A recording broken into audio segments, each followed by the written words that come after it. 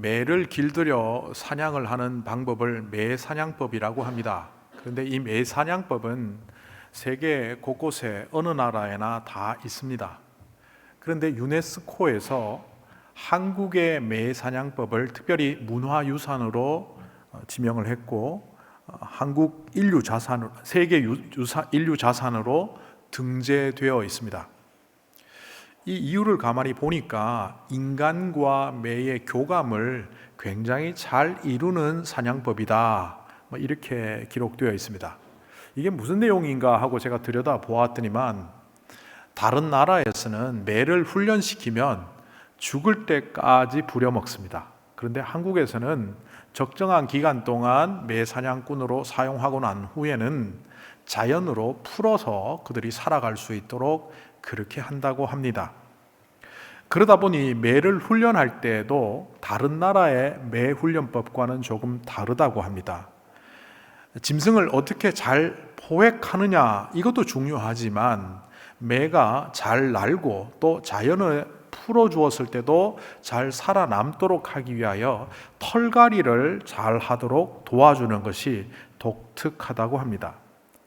털갈이를 잘못하게 되면 균형을 못 잡아서 날지를 못한다거나 혹은 살아가기 어렵게 되어서 결국 굶어 죽게 되는 상황이 나오기 때문에 지금 내가 매사냥꾼으로 사용할 때는 물론이고 자연에 가서 살게 되었을 때도 잘 살 수 있도록 사람들이 어린 시절부터 매의 털갈이를 잘 훈련시킨다고 합니다. 그러다 보니 자연에서 낳고 자란 매보다 인간의 손에 훈련된 매의 생존율이 2배 가까이 높다는 그런 기록까지 있을 정도입니다. 그러니 유네스코에서는 이거는 정말 자연 보호적인 또 자연 친화적인 상황에서 좋은 매 사냥법이다, 이렇게 문화유산으로 올렸습니다. 매에게 있어서 이 털갈이는 굉장히 중요합니다. 그런데 요즘 우리 교회를 보면 우리 교회가 털갈이를 하는 것 같습니다. 예전 예배당을 옛날의 털이라고 하면 이 예배당은 새롭게 털갈이를 하고 들어온 그런 것 같습니다. 9월부터 목장 모임도 시작되고 앞으로 우리 교회가 해야 될 사역들이 많이 펼쳐질 겁니다. 이전의 모양과는 좀 다른 그런 모양으로 점점 활기차게 진행될 텐데 이것이 오늘 칼럼에 쓴 것처럼 전환점 같이도 보이고 또 매의 모양으로 말하자면 털갈이처럼 굉장히 중요한 지점에 우리가 와 있다, 그렇게 보여집니다. 그런데 오늘 이 말씀 누가복음 11장 27절과 28절의 말씀을 보면서 전환점에 서 있는 사람들이 무엇을 부여잡아야 하는지를 한 번 더 우리 마음에 새길 수 있는 그런 주님의 음성을 듣게 됩니다. 오늘 말씀의 장면은 굉장히 짧게 지나갑니다. 군중 속에서 한 여인이 예수님을 향하여 목청을 높입니다. 당신의 태어나게 한 태와 당신을 성장하게 한 젖은 정말 복됩니다 라고 예수님을 칭찬하는 발언을 하니까 예수님이 그 이야기에 생뚱맞게도 하나님의 말씀을 듣고 지키는 사람이 오히려 복이 있다, 이렇게 말씀하시는 것처럼 보입니다. 이 장면은 워낙 짧은 데다가 다른 복음서에는 나오지도 않고 여기에만 나오다 보니 사람들이 보통 지나쳐 갑니다. 어떤 여인이 예수님을 칭찬했고 또 예수님은 좀 생뚱맞게 하나님의 말씀을 지키는 것이 더 복되다 하셨구나 라고 보지만, 만약 이렇게 보셨다면 오늘 말씀의 진정한 의미를 놓친 겁니다. 생뚱맞은 것도 아니고 예수님이 앞에 한 말과 다른 대답을 하신 것도 아닙니다. 이해를 돕기 위해서 공동 번역 개정판으로 다시 제가 읽어볼 테니까 한번 들어보십시오. 예수께서 이 말씀을 하고 계실 때 군중 속의 한 여자가 큰 소리로 당신을 낳아서 젖을 먹인 여인은 얼마나 행복합니까 하고 외치자 예수께서는 하나님의 말씀을 듣고 그 말씀을 지키는 사람이 오히려 행복하다 하고 대답하셨다. 이 말씀을 조금 이해하도록 돕기 위하여 과거에 제가 경험했던 이야기를 하나 하겠습니다. 서울에서 사역을 하고 있을 때 송파구청에서 한국 음식전을 한다고 했습니다. 교회가 송파구청 가까이 있었기 때문에 이런저런 상황으로 가보았는데 그 음식 맛이 굉장히 좋았습니다. 음식을 만든 사람은 유명한 전통 음식 계승자라고 했습니다. 본인이 있길래 그분에게 음식 맛있습니다. 만드신 음식이 얼마나 맛있는지 모르겠습니다. 이렇게 말해야 되는데 제가 그때 이렇게 말했습니다. 이런 음식을 매일 먹을 수 있는 당신은 얼마나 행복한 사람입니까? 물론 이렇게 말한 게 아니고 조금 다르게 표현했지만 이 음식을 매일 만들어 드실 수 있으니까 우리 선생님과 가족들은 참 행복하겠습니다. 제가 그 말을 한 뜻이 뭡니까? 이 음식 너무 맛있다는 표현 아닙니까? 오늘 이 여인이 예수님께 칭찬하는 것처럼 당신을 낳은 태와 기른 젖이 복이 있다라고 한 말은 무슨 의미냐 하면 예수님이 벙어리 귀신 들린 자를 낫게 하고 또 말씀을 통하여 많은 사람들에게 하나님의 나라를 전하는 그 장면을 목격하며 현장에 있어 보니 내가 너무 행복하다는 거예요. 나 정말 행복해요. 그런데 예수님은 거기에 대하여 이렇게 말씀하시는 거죠. 잠깐 네가 느끼는 그 희열, 그 기쁨을 행복이라고 하지 말고 진짜 행복은 하나님의 말씀을 늘 함께하며 그 말씀과 걸어갈 때 누리는 행복이 진짜고 영원한 행복이다. 이렇게 말씀하시는 겁니다. 오늘 말씀을 조금 더 풍성하게 살펴보기 위하여 두 곳의 다른 말씀을 연결해서 생각해 보겠습니다. 오늘 말씀에 보면 끝에 하나님의 말씀을 듣고 지키는 사람이 복이 있다라고 했는데 여러분 과연 이것이 복된 현실로 보여집니까? 하나님의 말씀을 듣고 행하는 것이 얼마나 기쁜지 얼마나 복된지 여러분 마음속으로부터 막 우러나옵니까? 솔직히 말하자면 많은 사람들은 하나님의 말씀을 지키는 것은 어렵다라고 편견을 갖고 있습니다. 또 다른 의미에서는 하나님의 말씀을 지키는 것이 도대체 뭔지에 대해서 불확실하게 알고 있습니다. 이 어렵다는 편견과 하나님의 말씀을 지켜 산다는 것에 대한 불확실성이 결국 우리에게 이것이 정말 기쁘다라고 생각 못하게 하는 거죠. 그래서 첫 번째 마태복음 7장 21절 이하를 살펴보면 우리에게 이런 말씀이 들려옵니다. 공동번역 개정판입니다. 나더러 주님 주님 하고 부른다고 다 하늘나라에 들어가는 것이 아니다. 하늘에 계신 내 아버지의 뜻을 실천하는 사람이라야 들어간다. 그날에 많은 사람이 나를 보고 주님 주님 우리가 주님의 이름으로 예언을 했고 주님의 이름으로 마귀를 쫓아냈고 또 주님의 이름으로 기적을 행하지 않았습니까? 하고 말할 것이다. 그러나 그때 나는 분명히 그에게 불법을 일삼는 자들아 나에게서 물러가거라. 나는 도무지 너희를 알지 못한다 하고 말할 것이다. 마태복음 7장에서 예수님이 말씀하시는 아버지의 뜻을 실천하는 사람은 오늘 본문에 나오는 말씀대로 살 때 복된 사람과 일치된 인물입니다. 그런데 그 뒤에 나오는 인물들을 보십시오. 주님 주님 하는 자, 그리고 이 주님 주님이라고 말하면서 주의 이름으로 예언도 하고 주님의 이름으로 귀신도 쫓아내고 주님의 이름으로 병자들을 고칩니다. 엄청난 일이죠. 그런데 이들을 예수님께서 뭐라고 이름을 붙입니까? 불법을 일삼는 자들이라는 거죠. 도대체 이들이 했던 그 일과 주님의 뜻을 따라 행하는 것이 왜 이렇게 상반됩니까?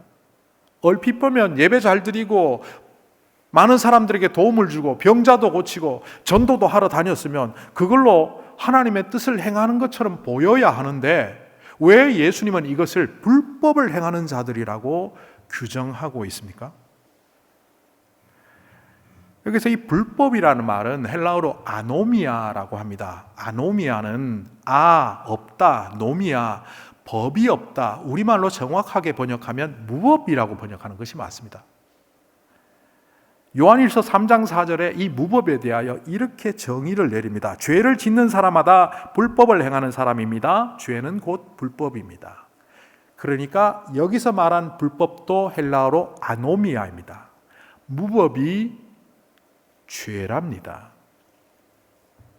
도대체 이 무법은 어떤 무법을 말합니까? 이 무법은 하나님의 법을 어기는 상태를 말하는 것이 아니라 자신이 법이 된 상태입니다. 하나님이 왕노릇하는 삶이 아니라 내가 왕노릇해서 내가 경험했던 지식들, 내가 경험했던 세상의 정보들을 활용해서 나의 결정권과 나의 이성과 지성과 감성을 동원해서 모든 일을 처리하는 상태, 그러니까 내가 하나님 노릇하는 삶을 무법의 상태라고 말합니다.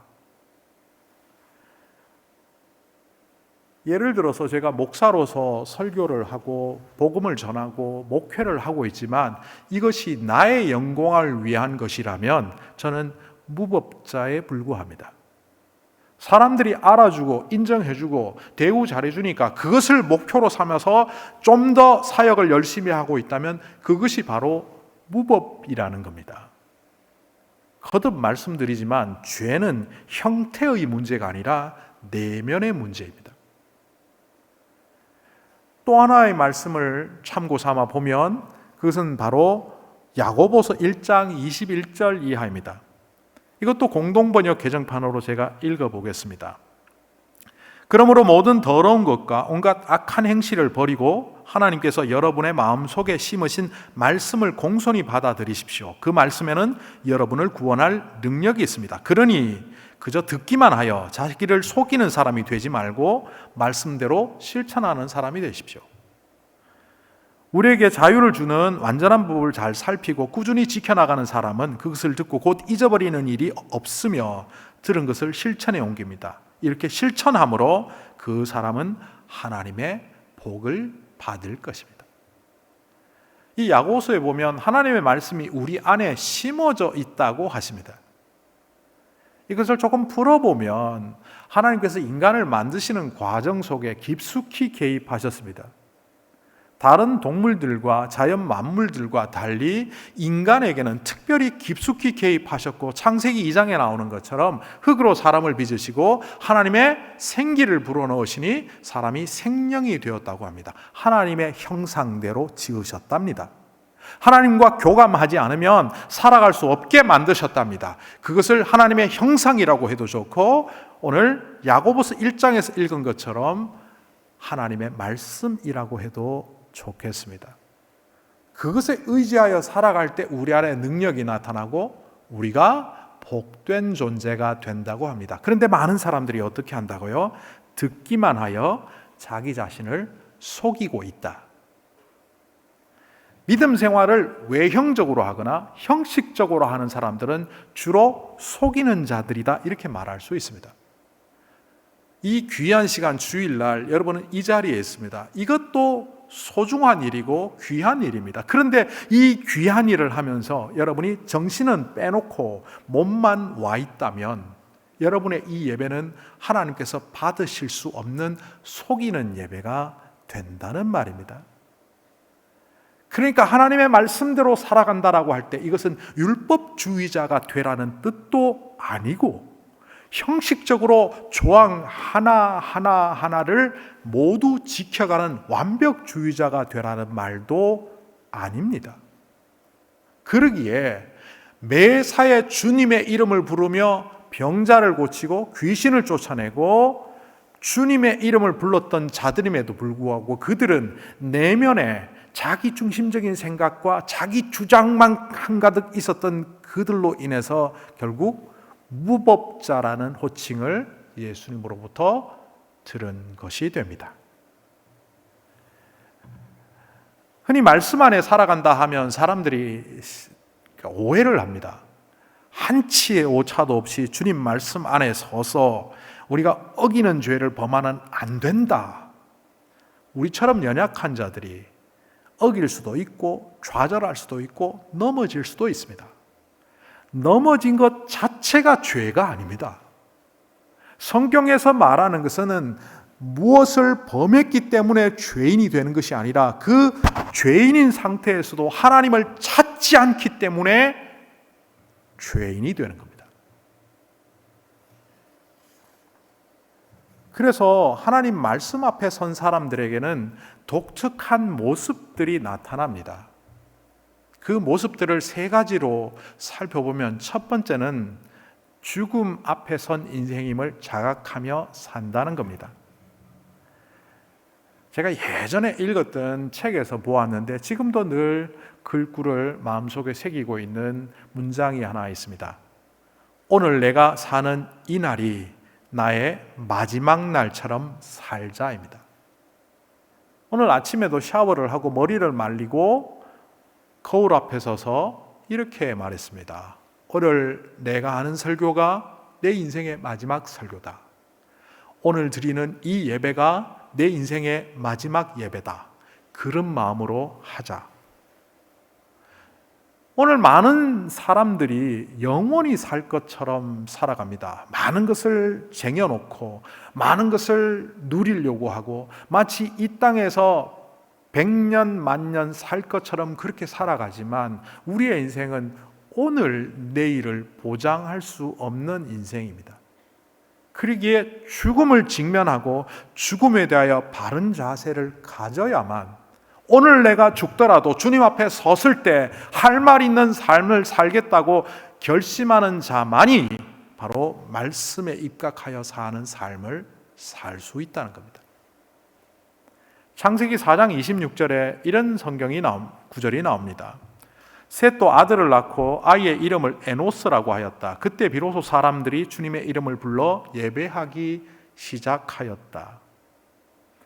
아담과 하와의 아들인 셋이 자기 아들을 낳고는 에노스, 죽을 수밖에 없는 사람, 죽을 수밖에 없는 자라는 이름을 붙였습니다. 무슨 아들 이름을 그렇게 짓습니까? 우리식으로 하면 제가 아들을 낳아본 적은 없지만 낳았다고 하면 아들 이름을 김사망이라고 지은 거예요. 근데 더 중요한 것은 그때 비로소 셋을 비롯한 사람들이 하나님의 이름을 부르며 예배드리기 시작했다는 겁니다.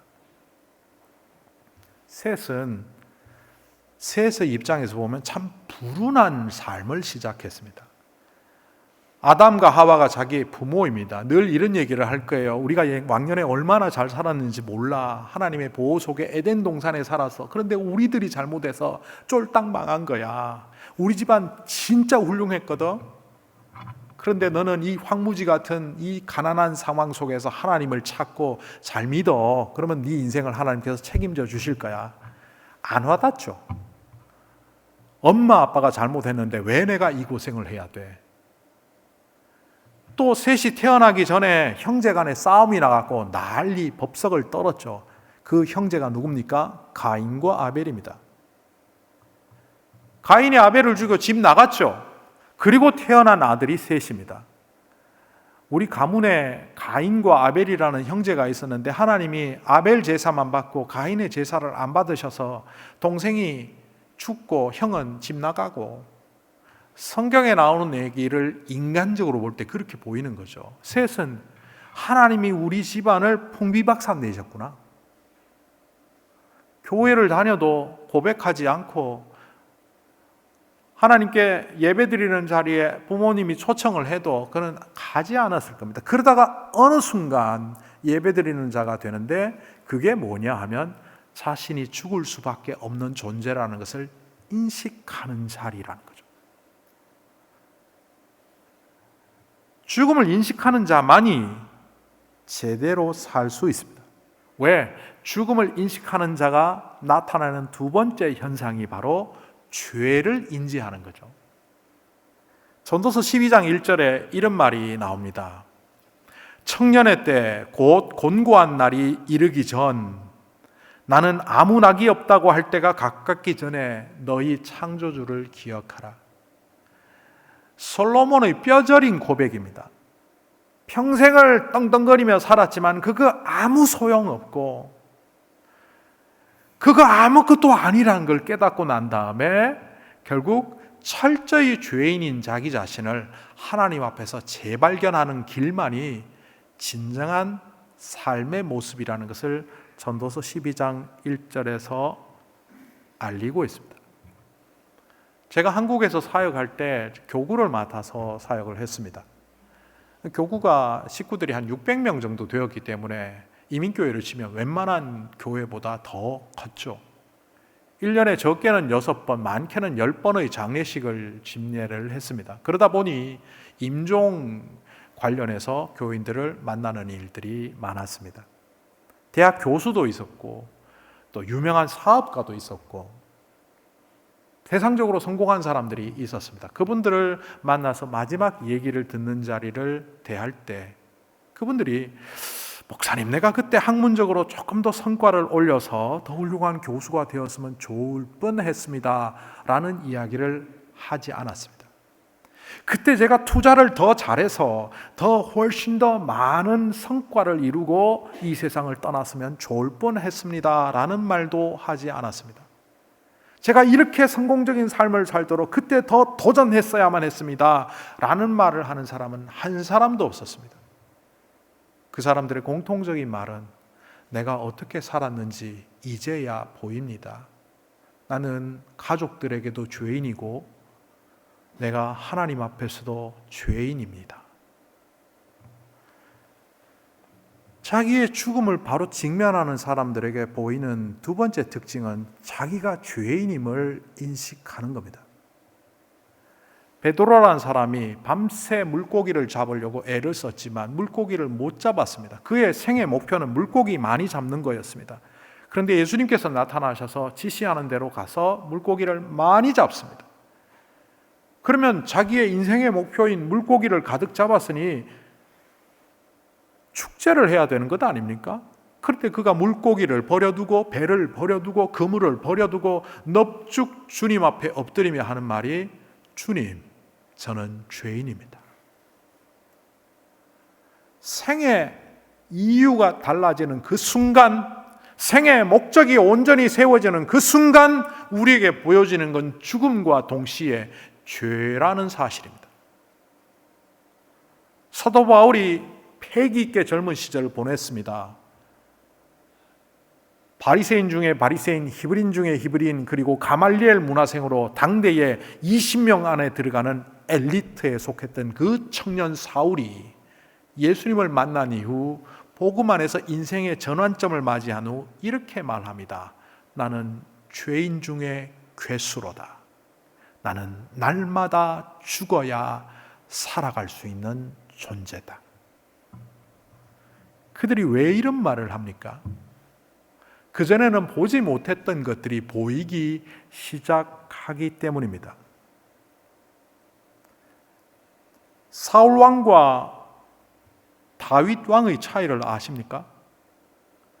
사울 왕도 범죄했고 다윗은 오히려 더 큰 범죄를 저질렀습니다. 그런데 사울은 자기의 죄를 발견하지 못한 채 끝까지 자기의 인생을 지키려다 인생 자살로 마감하는 망한 자가 되었습니다. 반면 다윗은 자기의 범죄 행각 때문에 왕좌에서 쫓겨나고 도망자 생활도 하고 반역의 소용돌이 속에서 모욕을 당합니다. 그런데 그가 내가 나에게 대항하는 반역자들을 다 죽이고야 말리라, 왕자를 되찾고야 말리라 욕망을 불태운 것이 아니라 나의 정한 마음을 새롭게 하고 정직한 영을 새롭게 하시옵소서, 성령이 내게서 떠나지 마옵소서. 시편 51편에 나와 있는 그의 노래와 시를 분석해 보면 그는 왕좌를 붙잡은 것이 아니라 하나님을 붙잡고 다 잃어버려도 하나님만 붙잡고 살겠다는 각오로 돌이키는 모습을 볼 수 있습니다. 반면 사울은 다 붙잡으려고 하고 하나님만 안 붙잡으려고 하다가 다 잃어버리는 인생이 되었습니다. 이처럼 죽음과 죄의 상관관계를 꿰뚫고 있다면 여전히 우리는 말씀 안에서 주님만을 붙잡아야 되겠다는 생각을 아니할 수가 없습니다. 말씀 안에 사는 사람들에게 나타나는 세 번째 특징은 무기력한 삶을 살지 않는다는 겁니다. 오늘 우울증이 이 시대를 관통하고 있는 화두가 되어가고 있습니다. 물질은 옛날보다 훨씬 풍성함에도 불구하고 박탈감은 더 커지고 있고, 그 어떤 시대보다도 넉넉한 삶을 살고 있는데도 불구하고 더 가난한 마음은 늘어나는 이 시대의 사람들이 종잡을 수 없는 마음 때문에 우울감이 커지고 있다는 학계 보도가 나오고 있습니다. 무기력해지는 거죠. 저도 어느덧 나이가 좀 있다 보니까 주변의 사람들을 만나면 은퇴 언제 할 거냐, 은퇴 준비는 어떻게 되고 있냐, 늘 그걸 묻습니다. 저는 그 사람들에게 말하고 싶습니다. 묻지 마라 나의 은퇴를. 적들이 알 수 없는 그때에 나는 은퇴하리라. 제가 건강이 여의치 않으면 빨리 은퇴할 거고, 건강이 허락되면 정한 시간에 은퇴를 하면 되는 겁니다. 제가 지금 염두에 둬야 될 것은 앞으로 남은 10수년 동안 어떻게 잘 사역을 해나갈 것인가입니다. 과거에 내가 읽었던 독서량, 지금도 책을 읽고 있는 그 독서의 문제를 계속 대면하면서 어떻게 성경을 사람들에게 더 잘 풀이할 수 있을까를 고민하는 것도 바쁜데, 무슨 언제 은퇴하냐는 왜 묻습니까?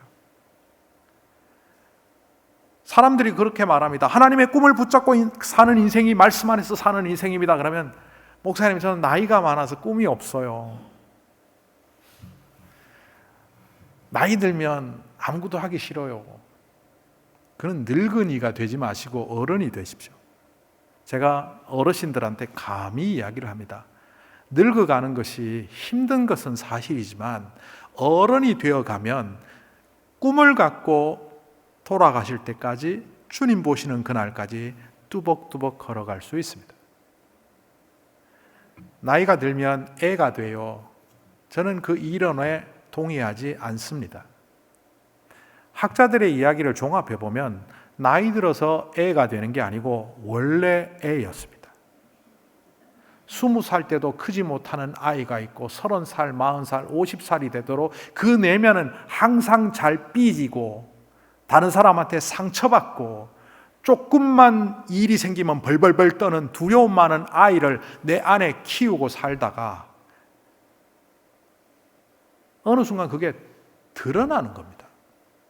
나이 30대, 40대 젊을 때는 눈치 보고 안 드러냈던 사람이 이 나이에 내가 무슨 체면을 차려, 건드리지 마라, 내 속에 있는 거 다 꺼낸다. 꺼내는 순간 옛날부터 있었던 그 어린아이가 뛰쳐나와서 나이가 들수록 어린아이가 드러나는 겁니다. 그런데 꿈을 가진 자는 주님 오시는 그날까지 성장하게 되어 있습니다. 하나님께서 나에게 맡겨주신 그 일을 감당하기 위하여 체력을 보강하고 지력을 보강하고 기도하며 영적인 힘을 세워서 그 일을 언제든지 수행할 수 있도록 나이 85세에 저 산지를 내게 주소서 말했던 그 갈렙처럼 그렇게 말할 수 있는 자가 되어야 합니다. 하나님의 꿈을 잃어버리고 이 예배당 신화에 갇혀버리거나 이제는 이만하면 됐다라고 착각하며 살아간다면 우리는 말씀 위에 사는 자가 아니라 그냥 생활하는 자에 불과합니다. 오늘 주님이 뭐라고 말씀하십니까? 하나님의 말씀을 듣고 지키는 사람이 복이 있다. 도대체 이 복이 뭡니까? 공동번역에서는 하나님의 말씀 안에 꿈을 갖고 자기 스스로 죽음에 직면한 삶을 살며 죄인임을 고백하는 자는 행복하다라고 말했는데 도대체 이 행복이 뭡니까? 한국의 매사냥법에서 털갈이를 중요시하는 이유가 있습니다. 털갈이 잘못하다가 매가 죽을 수도 있는데 왜 그걸 그토록 잘 훈련시켜서 털갈이를 하게 하느냐 하면 그 털갈이를 하지 않으면 진짜 죽습니다. 날아가다가 방수가 안 되는 낡은 털 때문에 물이 들어와서 떨어져 죽습니다. 추위에는 방한 기능이 떨어져서 얼어 죽습니다. 물에 젖어 죽지 않고 얼어 죽지 않으려면 힘들더라도 때마다 철마다 털갈이를 해야 합니다. 여러분, 심장에 암이 거의 없는 이유를 아십니까? 요즘도 이렇게 심장에 암이 있다라고 이렇게 하는 사람들이 있는데 10만 명당 1명꼴입니다. 어떤 의사는 자기 평생에 심장에 암 걸린 거 한 번도 못 봤다고 말할 정도로 심장암은 희귀암입니다.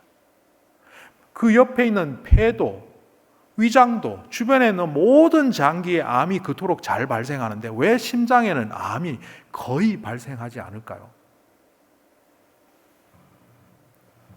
머리카락에도 암이 생기고 각막에도 암이 생기고 혀에도 암이 생기는데 왜 심장에는 암이 생기지 않을까요?